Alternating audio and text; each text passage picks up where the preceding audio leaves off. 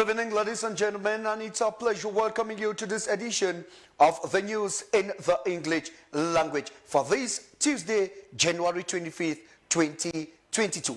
Let's begin with our top stories. Following the stampede at the Olembe Stadium on Monday evening that led to the death of 8 people, or 8 fans, leaving tens of them injured, the president of the Confederation of Africa Football, Patrice Motsepe, has suspended the stadium from hosting matches of the ongoing Continental Football Bonanza. Cameroon will face the Gambia in the quarterfinals of the ongoing Continental Football Feast in Cameroon.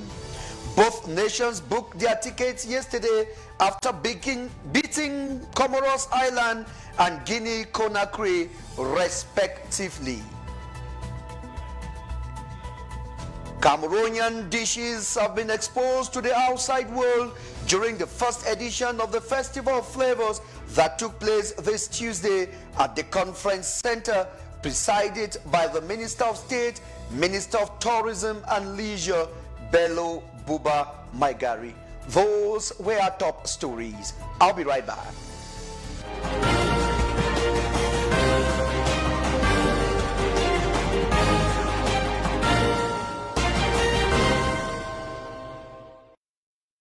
Let's begin with one of our top stories where the president of the Confederation of Africa Football, Patrice Motsepe, has suspended the Olembe Stadium from hosting matches of the ongoing Continental Football Feast in the country. He made the declaration this Tuesday, January 25th, 2022 at the conference room of the Amadou Ahidjo Stadium in the nation's capital city, Yaoundé. The decision comes in connection to the stampede that occurred at the Olembe Stadium during the game beating Cameroon and Comoros Island that led 8 people dead. The following report has an in-depth of this story. The decision has just been taken by the president of the Confederation of African Football, Patrice Motsepe, during a press briefing he has just given at the Amadou Ahidjo Stadium in connection with the stampede that occurred at the Olembe Stadium yesterday. The Olembe Stadium will no longer host a match until further notice. After visiting the site of the murderous stampede at Olembe this morning, January 25, 2022, the president of the Confederation of Africa Football went to the Amadou Ahidjo Stadium in Yaoundé, where he hosted a press conference about the tragedy that caused the death of at least 8 people and about 50 injured shortly before the match between Cameroon and Comoros.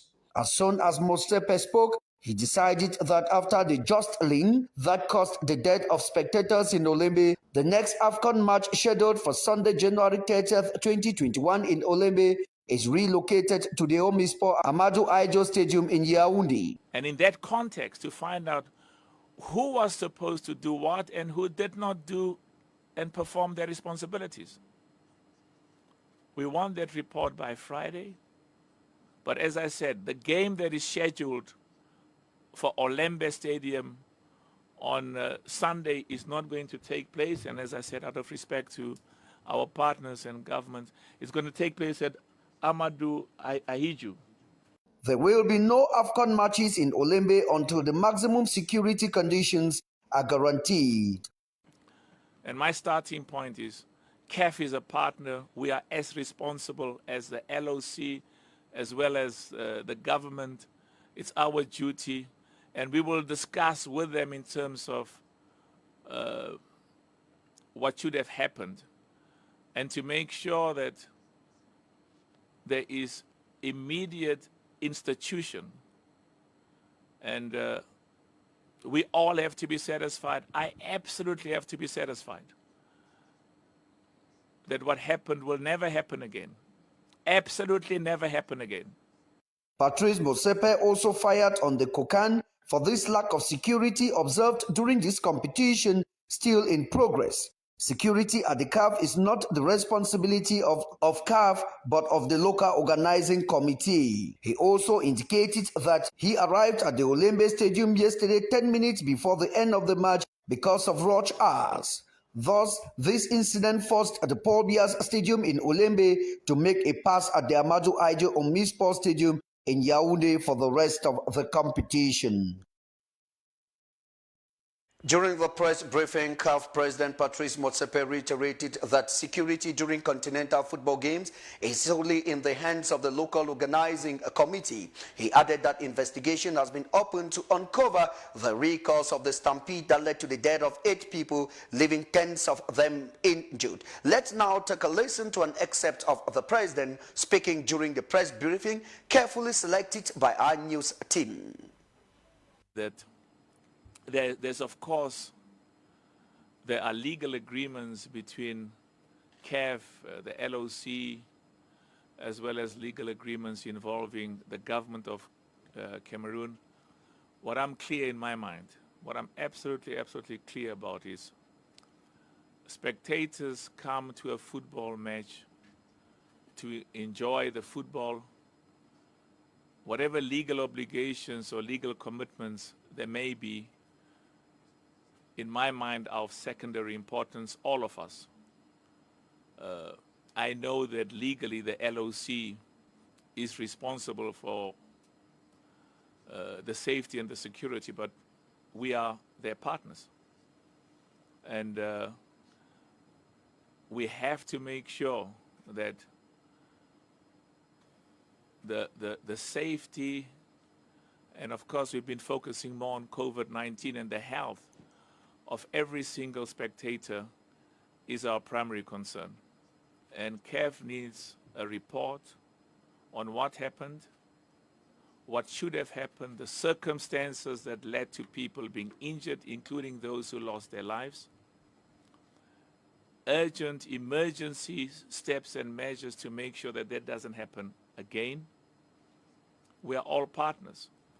And, you know, whenever in my discussions with the CAF people, and I think they legitimately tell me about what the agreements provide, the responsibilities, the LOC, the responsibilities, the government, we are partners. And to take collective responsibility. And whatever the legalities may be, we will deal with later. So that's why there is no tolerance, zero tolerance on the circumstances. And I went to Olembe Stadium to see exactly where it happened, and I've been given lots of feedback and had lots of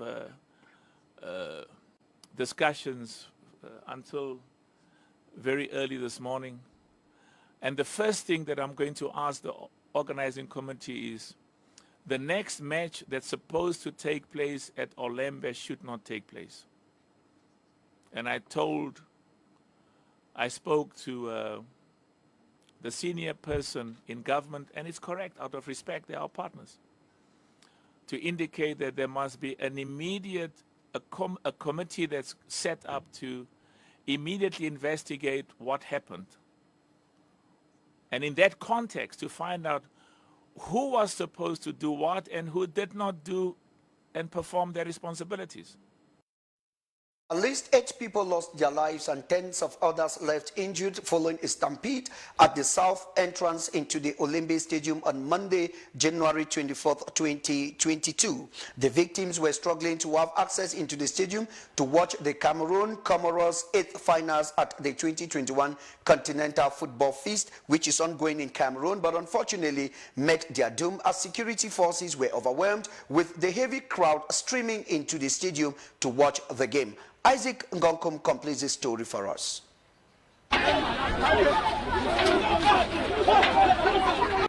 Cameroon's 2-1 victory over the Comoros Island Monday night at the Olembe Stadium in Yaoundé was overshadowed by the unfortunate incident that led to the death of some 8 football fans, leaving several others injured.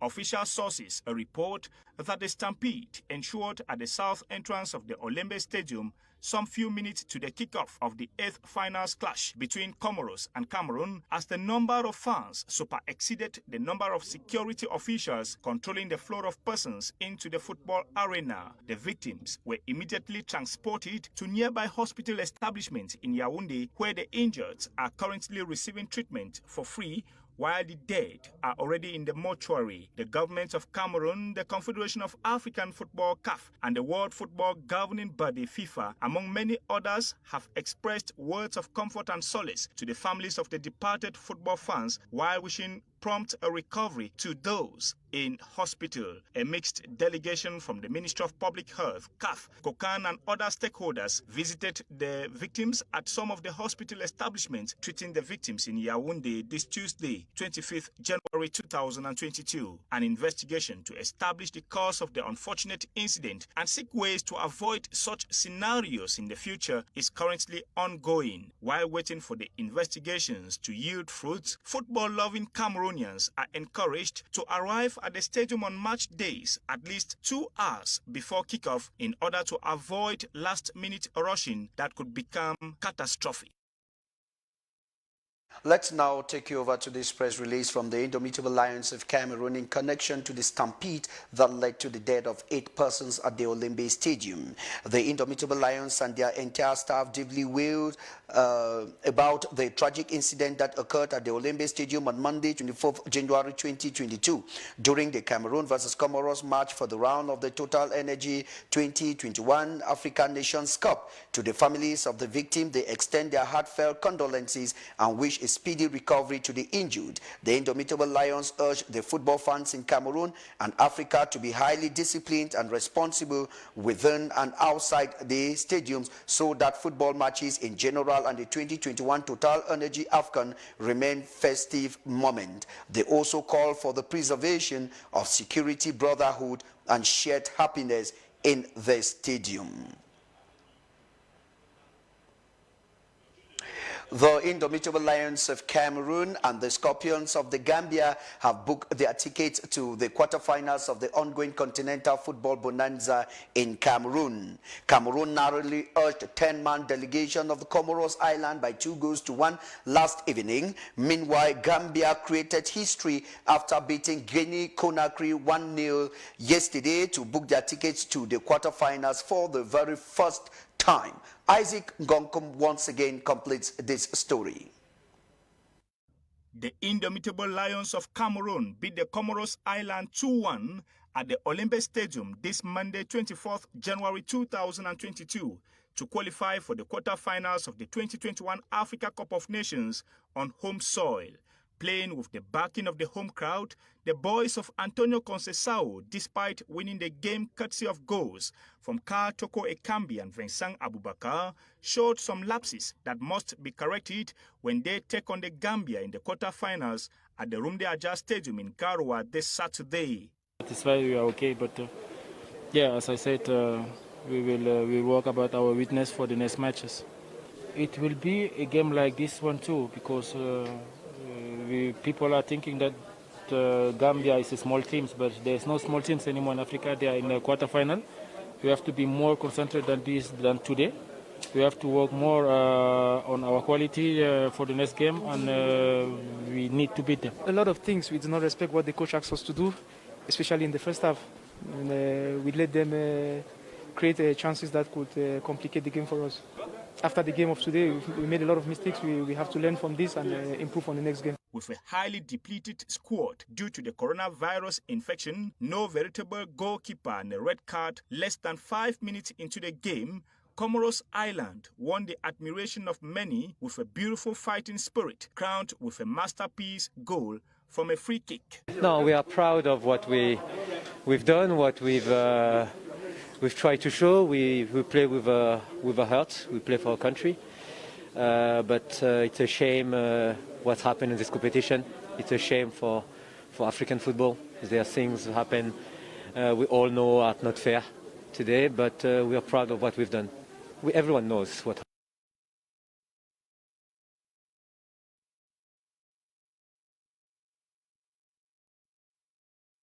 CAF today,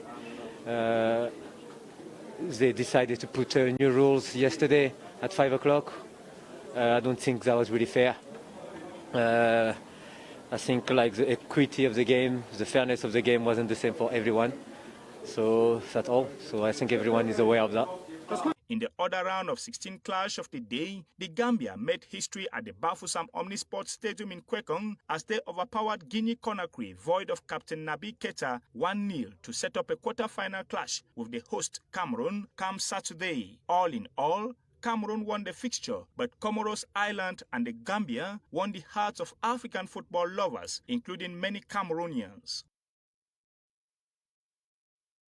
The promotion of hygiene and sanitation in the commercial spaces of the city of Kangsamba was at the center of an exchange between the mayor of the city, Nzoki Epo Frederick, and the traders of the market A and B on Monday, January 24th, 2022. This act saw the launch of a selective sorting operations of plastic waste in the market and households. Geraldine Nasser completes this story.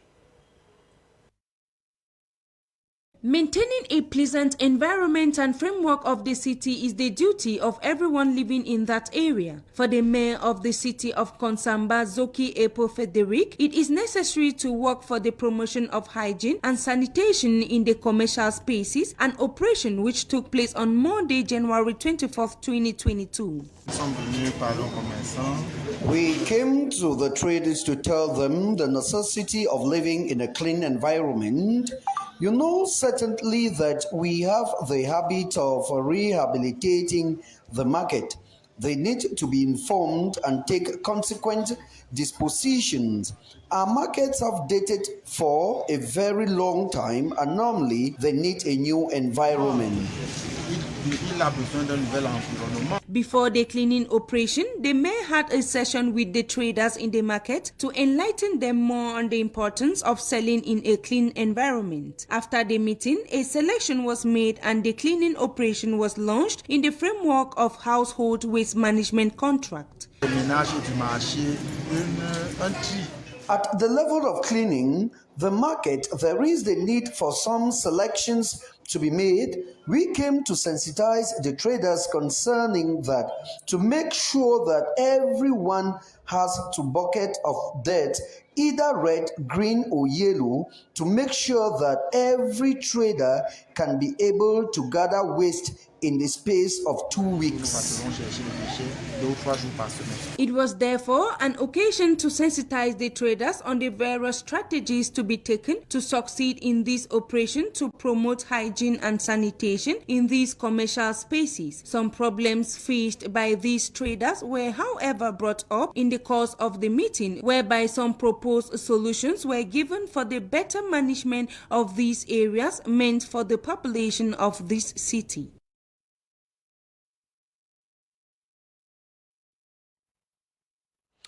The Minister of Housing and Urban Development, Celestine Kechekutes, on Monday, January 24th, 2022, met with some mayors and directors of the French Development Agency to evaluate 2021 projects and the debt reduction contracts. This was aimed at assessing the progress of the previous urban infrastructures in order to pave way for new ones. Geraldine Nasser once again.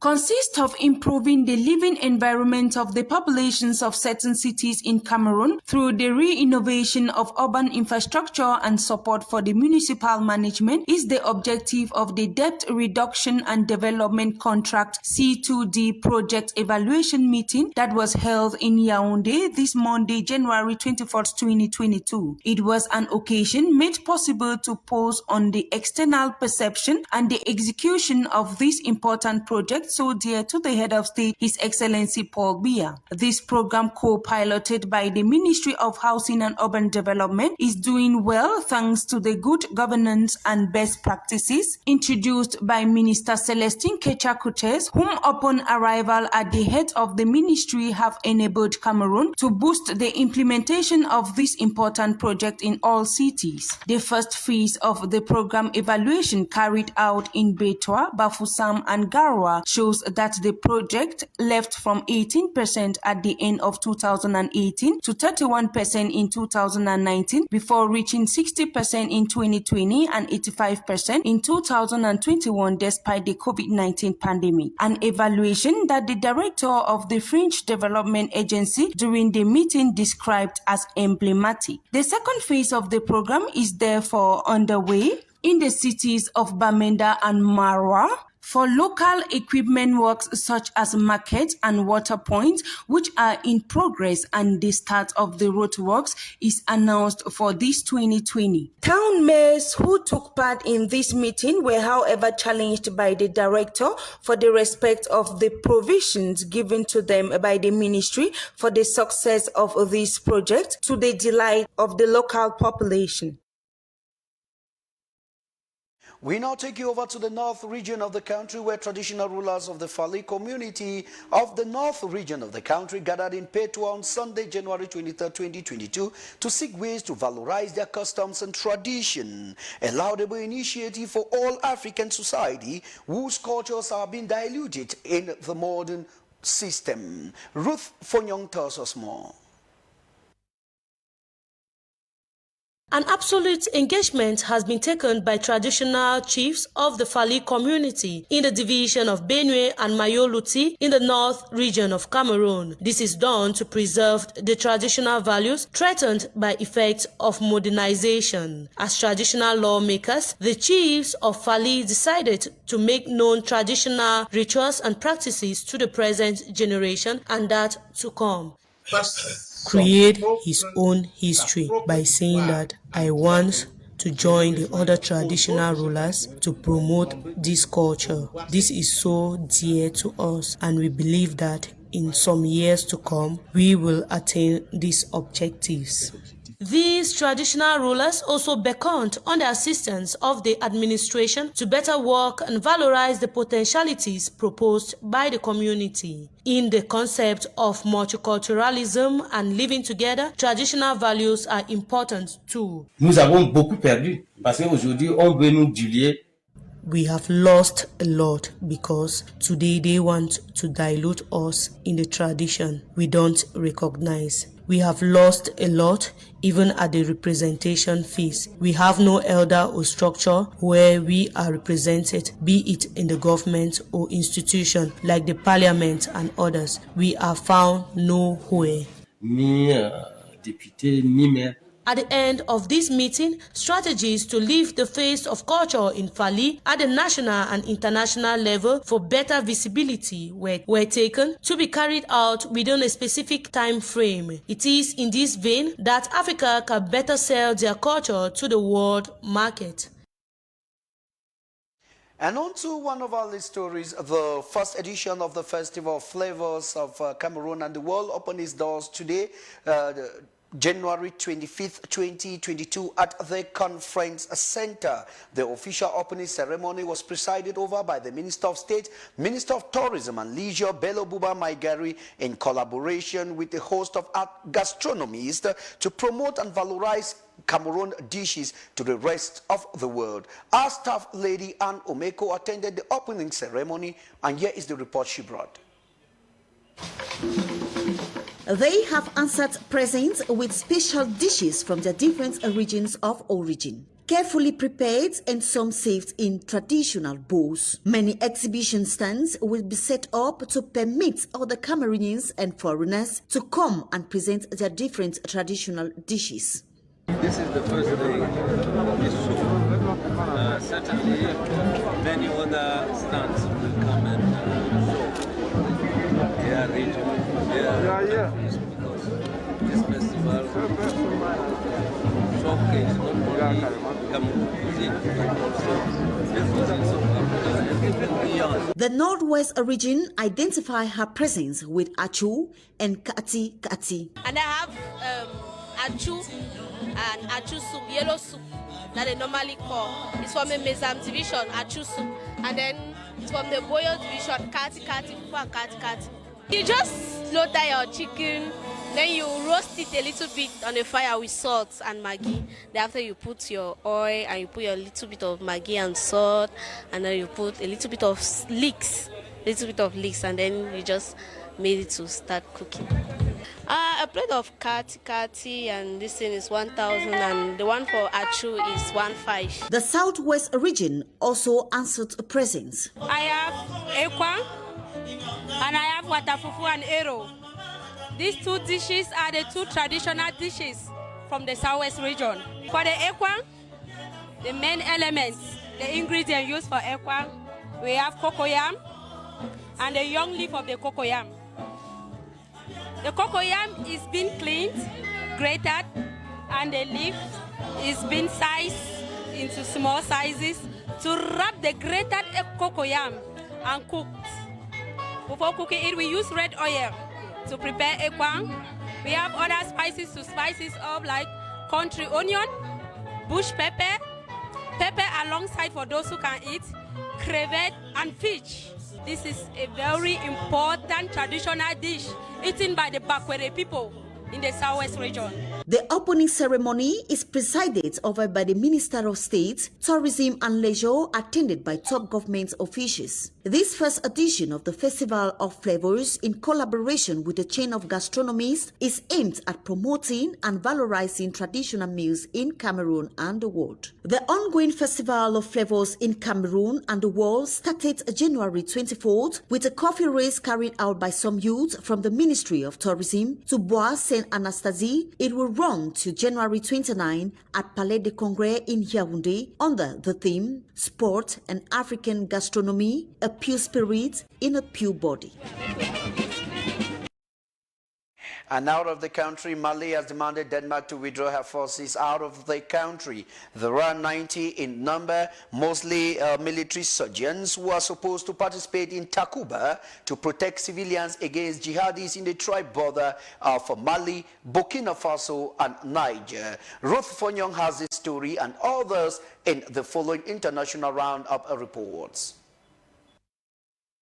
Mali's transitional government asked Denmark on Monday to withdraw immediately the 100 or so soldiers who recently arrived in the country to take part in the European Special Forces grouping Takuba, initiated by France. Denmark announced last week the arrival in Mali of 90 men, mostly elite soldiers and military surgeons, who are supposed to participate in Takuba to protect civilians against jihadis in the so-called tri-border area, Mali, Burkina Faso, Niger, and be based in Menaka, eastern Mali. Relations with France in particular, which has been militarily engaged in Mali and the Sahel since 2013, have died down severely since the Organization of West African States, ECOWAS, imposed sanctions on Mali on January 9th, supported by France and various partners of the country. The junta has clung to the sovereignty of the territory. The Malian government asserts its communique that the deployment of Danish forces was done without a bilateral agreement, as it is said. There is protocol applicable to countries participating in Takuba would have required. The request for the withdrawal of the Danish contingent adds to the frictions between Mali and its partners as France questions the way forward for several years, and the Bamako's partner accused of having opened the doors to mercenaries from the private Russian company Wagner. On Saturday, January 22, 2022, incidents broke out in Ouagadougou and other cities in Burkina Faso between the forces of order and demonstrators who once again defied a ban on gathering to protest against the powerlessness of the authorities in the face of the jihadist violence that has ravaged the country since 2015. Sometimes mixed with intercommunal clashes, jihadist violence has killed more than 2,000 people in the past 6 years and forced 1.5 million to flee their homes. The government of President Roch Marc Christian Kabore acknowledges the shooting but denies a takeover by the army. The replacement of the army chiefs adapted means in the fight against jihadist groups, as well as better care for the wounded, according to an audio recording. However, they did not demand the departure of the president. The African Union strongly condemned the coup attempt, while Kabore's party denounced an aborted assassination attempt on the president. Uniformed soldiers announced on national television that they had taken power, pledging a return to constitutional order within a reasonable time. And it is here that the curtain draws for this edition of the news in the English language. Desiree Trezompunia will meet you at 8 p.m. for the news in the French language.